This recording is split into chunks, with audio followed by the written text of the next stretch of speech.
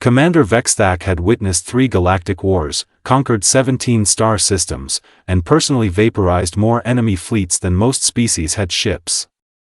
So naturally, when the humans asked for a little chat about their surrender terms, he expected the usual begging, pleading, and pathetic attempts at negotiation. What he didn't expect was Lieutenant Marcus Webb sitting in the corner of the war room, completely silent, sketching something in a worn notebook.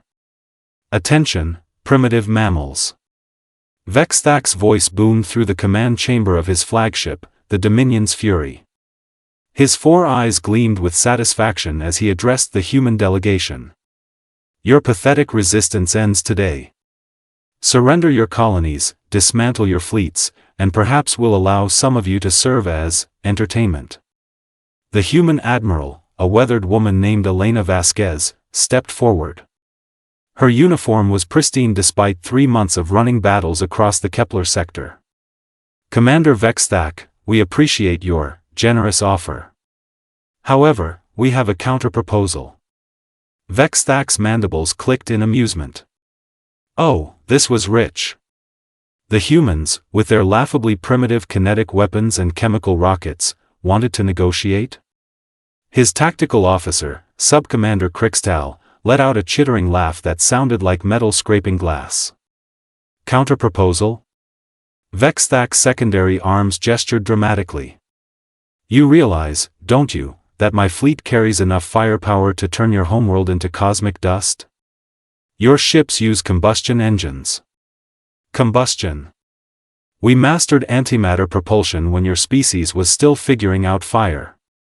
Admiral Vasquez smiled. Actually smiled. "Yes, we're quite aware of the technological gap. That's precisely why we brought Lieutenant Webb." All 4 of Vex'thak's eyes swiveled to the quiet human in the corner. The young man hadn't looked up from his notebook once during the entire exchange. His pen moved steadily across the paper, occasionally pausing as he tapped it against his lip in thought. "Your artist?" Krixtal sneered. "Has he come to sketch our magnificent victory?" "Something like that," Vasquez replied, her smile widening. Lieutenant Webb finally looked up, his pale blue eyes scanning the assembled alien officers with unsettling calm. "Actually, I've been calculating blast patterns." His voice was soft, almost conversational. "Fascinating ship design, by the way. Very predictable." Vex'thak felt his confidence waver slightly. There was something in the human's tone that didn't sit right. Too calm. Too sure of himself. Predictable? The commander's voice rose an octave. "The Dominion's Fury is the pinnacle of Zephyrian engineering. Our shields can withstand the fury of dying stars. Our weapons can crack under targeted resonance frequencies applied to your tertiary power coupling systems," Webb interrupted, still scribbling. "Specifically, if you hit the junction points between Deck 7 and 8 with a sustained barrage at precisely 47.3 terahertz, the harmonic vibrations will cause a cascade failure in your primary defense grid." The bridge fell silent except for the gentle scratching of Webb's pen on paper. Krixtal's gill slits flared in what passed for nervous laughter among his species. "Impossible. Our designs are classified beyond your comprehension. How could you possibly know about the flaw in your quantum field generators?" Webb looked up again, this time with a slight smirk. "Well, it helps that your species has a rather unfortunate tendency to follow the same engineering principles across all your ship classes. Very efficient. Very standardized. Very exploitable." Vex'thak felt his stomach acid churning. "You're bluffing. Even if you somehow acquired our technical specifications, which is impossible, your primitive weapons lack the precision to exploit such theoretical vulnerabilities." Webb closed his notebook with a soft snap. "Admiral, I think it's time for the demonstration." Vasquez touched her comm unit. "Captain Torres, you may begin." Through the massive viewports of the command deck, the assembled officers watched as a small human vessel, barely larger than a shuttle, approached one of Vex'thak's destroyer escorts. The Relentless Judgment was a formidable warship, its hull bristling with enough firepower to level a small moon. "What are they doing?" Krixtal whispered, his voice betraying the first hints of genuine concern. The human shuttle began firing. Not with the expected chemical explosives or primitive missiles, but with precisely targeted energy pulses. Each shot struck the destroyer at specific points along its hull, creating a rhythmic pattern of impacts. For 30 seconds, nothing happened. The destroyer's shields held. Its captain probably laughed at the futile gesture, then the entire ship began to vibrate. "No," Vex'thak breathed, his mandibles clicking in disbelief. The vibrations intensified. Through the tactical displays, they could see the destroyer's power readings fluctuating wildly. Internal explosions bloomed like flowers along its hull as cascade failures rippled through the ship's systems. In less than 2 minutes, the Relentless Judgment, a vessel that had participated in the conquest of 12 worlds, went dark and began drifting, completely powerless. "How?" The word escaped Vex'thak's throat as barely more than a whisper. Webb reopened his notebook, flipping to a page covered in mathematical equations and technical diagrams. "Your species builds magnificent ships, Commander. Truly impressive engineering. But you've been building them the same way for over 3,000 years. Same materials, same structural principles, same harmonic frequencies." He looked up, and his expression was almost sympathetic. "Did you know that humans have a saying? If it isn't broken, don't fix it." Apparently, your people took that philosophy to heart. "But the calculations alone," Krixtal protested weakly. "Would take your best computers months to complete," Webb agreed. "Lucky for us, we've had some practice with impossible mathematics. You see, when your entire species is fighting for survival against vastly superior technology, you tend to get creative with problem solving." Admiral Vasquez stepped forward again. "Commander Vex'thak, we'd like to revise our earlier discussion about surrender terms." The Zephyrian commander stared at the disabled destroyer, his 4 eyes wide with a mixture of horror and dawning respect. Around the bridge, his officers stood frozen, their earlier confidence evaporating like water in vacuum. What are your terms?" Vex'thak asked, his voice barely audible. Webb tucked his notebook into his jacket pocket. "Oh, we're not accepting your surrender, Commander. We're demanding yours." The silence that followed was broken only by the soft hum of the ship's life support systems and the distant crackle of energy as more human vessels began emerging from behind the nearby asteroid field. Small ships. Shuttles. Fighters that looked like they'd been cobbled together from spare parts. But now, as Vex'thak watched them approach his mighty fleet with mathematical precision, they looked like the most terrifying force in the galaxy. Lieutenant Marcus Webb smiled, and for the first time since the war began, Commander Vex'thak understood what it meant to be afraid. The next 47 minutes were the longest of Commander Vex'thak's military career. And considering he once spent 6 hours trapped in a malfunctioning escape pod with a flatulent Gorthak diplomat, that was saying something. "Status report," he barked, trying to maintain some semblance of command authority while his 4 eyes tracked the growing swarm of human vessels surrounding his fleet. 17 more ships have gone dark, sir," Krixtal reported, his voice cracking like a molting adolescent. "The humans are targeting our vessels with surgical precision. Each attack lasts exactly 93 seconds, then complete system failure." Lieutenant Webb had moved to the tactical display, his notebook now joined by what appeared to be a handheld calculator that looked older than most of Vex'thak's crew. The human was humming softly to himself while running calculations, occasionally pausing to point at various ships in the Zephyrian formation. "That one next," Webb said conversationally, indicating the heavy cruiser Stellar Decimator. "The harmonic resonance should cascade beautifully through their primary weapon systems." Admiral Vasquez nodded to her calm officer. "Captain Martinez, you have the target." "Wait." Vex'thak's voice reached a pitch that would have made a shrieking Nebula Banshee proud. "You cannot simply disable our entire fleet. This is unprecedented. This is effective?" Webb suggested helpfully, looking up from his calculations. You know, Commander, your species really should have diversified your engineering approaches. 3,000 years of the same structural methodology makes pattern recognition almost trivial. Almost trivial? Krixtal sputtered, his gill slits flapping indignantly. You disabled our most advanced warship in under 2 minutes.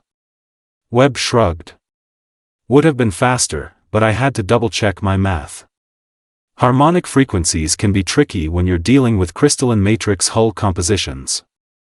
On the view screen, the stellar decimator began its death dance. The massive cruiser, pride of the 3rd Battle Group, shuddered as precisely timed energy pulses struck its hull. Like a giant musical instrument being played by an insane virtuoso, the ship resonated itself into complete systems failure. This is impossible, Vex'thak muttered, watching another technological marvel of his civilization go dark. Our ships have conquered half the galaxy. Our weapons have shattered entire fleets. Oh, your weapons are impressive, Admiral Vasquez acknowledged. Absolutely devastating firepower. The problem is, you've been fighting other species who try to match your technology head-to-head. Bigger guns, thicker armor, more powerful engines. Webb looked up from his calculator, his expression almost apologetic. Humans learned a long time ago that when you cannot match your enemy's strength, you find their weakness. And weakness, Commander, is often hidden in patterns. What patterns? Vex'thak demanded, though part of him dreaded the answer. The young lieutenant flipped through his notebook, revealing pages covered in diagrams, equations, and detailed technical schematics. Well, for starters, every Zephyrian vessel uses the same quantum field stabilization frequency. Makes sense from a maintenance perspective: standardized parts, universal repair protocols, efficient logistics. He paused, tapping his pen against his lips. Terrible from a defensive standpoint. But how did you obtain our technical specifications? Krixtal's voice was barely a whisper. Webb's smile was almost gentle. We didn't. We watched. Humans are exceptionally good at pattern recognition, Commander. We've been observing your fleet movements for months, analyzing your ship behaviors, studying how your vessels respond to different stimuli. He gestured toward the disabled ships floating around them. Every time one of your ships takes damage, it responds the same way. Every time you perform maintenance, you follow identical procedures. Every time you engage in combat, you use the same tactical formations. Patterns, Admiral Vasquez added, that can be mathematically modeled and exploited. Another cruiser, the Infinite Vengeance, began its mechanical death throes as human shuttles swarmed around it like angry insects. Vex'thak watched in fascination and horror as 93 seconds of precisely coordinated attacks reduced one of his most powerful vessels to a floating piece of expensive scrap metal. This is not warfare, he protested. This is asymmetric conflict resolution, Webb supplied cheerfully. We learned it fighting each other for 10,000 years before we reached the stars. When you cannot match your opponent's advantages, you create your own. But surely, Krixtal said desperately, this technique will not work on all our ships? Our newest vessels, our flagships, his words were cut off as the Dominion's fury itself began to vibrate. The humans had been busy while everyone was talking. Oh no, Vex'thak breathed, feeling the deck plates shudder beneath his feet. Oh no, oh no, oh no. Webb consulted his notebook one final time. Flagship-class vessels require a slightly different approach.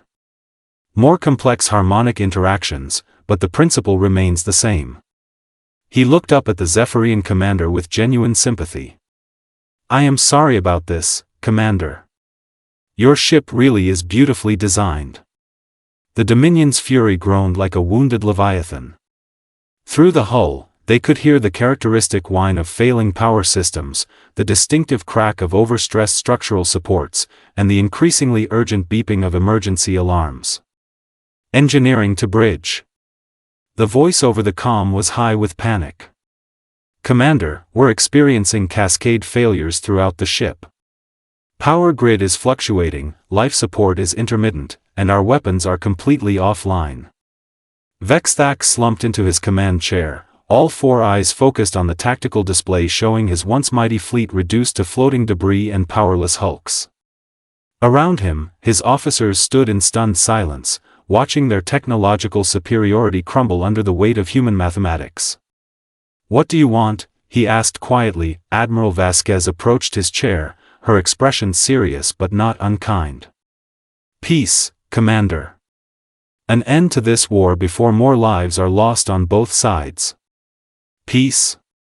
Vex'thak laughed bitterly. "You have just demonstrated that you can disable our entire fleet at will. You could destroy us completely." "We could," Webb agreed, closing his notebook with a soft snap. "But what would be the point? Your people aren't evil, just overly confident in your technological advantages. Besides," he added with a slight smile, "destroying things is wasteful. Humans prefer to find solutions that benefit everyone." "Solutions?" Krixtal asked suspiciously. Admiral Vasquez nodded. "Your species has remarkable engineering capabilities, Commander. Your ships, while predictable, are marvels of construction. Your weapons technology is centuries ahead of ours. Your propulsion systems are works of art. But..." Vex'thak sensed there was more coming. "But you've been building the same way for 3 millennia, Webb finished. No innovation, no experimentation, no adaptation. You've perfected your approach and then stopped evolving." The Admiral pulled out a data pad. "We propose a technology exchange. Your engineering excellence combined with human adaptability and problem-solving approaches. Your species teaches us how to build better ships. Our species teaches you how to think around problems differently." Vex'thak stared at the humans for a long moment. Around him, his bridge crew waited in silence, the only sound the gentle hum of failing life support systems and the distant rumble of emergency repairs. "And if we refuse?" Webb reopened his notebook to a page near the back, revealing calculations that seemed to stretch on forever. "Well, I've been working on some interesting theories about quantum field manipulation and harmonic resonance amplification. Given another few hours, I think I could probably figure out how to make your ships vibrate themselves into component atoms." He paused, looking up with that same gentle, almost apologetic expression. "But I'd really rather not. Mathematics should be used to build things, not destroy them." Commander Vex'thak looked at his disabled fleet, then at the small human vessels that had accomplished the impossible, then finally at the quiet young lieutenant who had just offered to teach them how to think differently. For the first time in his military career, surrender felt like victory. "Admiral Vasquez," he said formally, "the Zephyrian Empire would be honored to discuss your technological exchange proposal." Lieutenant Marcus Webb smiled and tucked his notebook away. Sometimes, the pen really was mightier than the sword, especially when it was wielded by a human who understood that the greatest weapon in the universe was not superior firepower, but the ability to see patterns where others saw only chaos.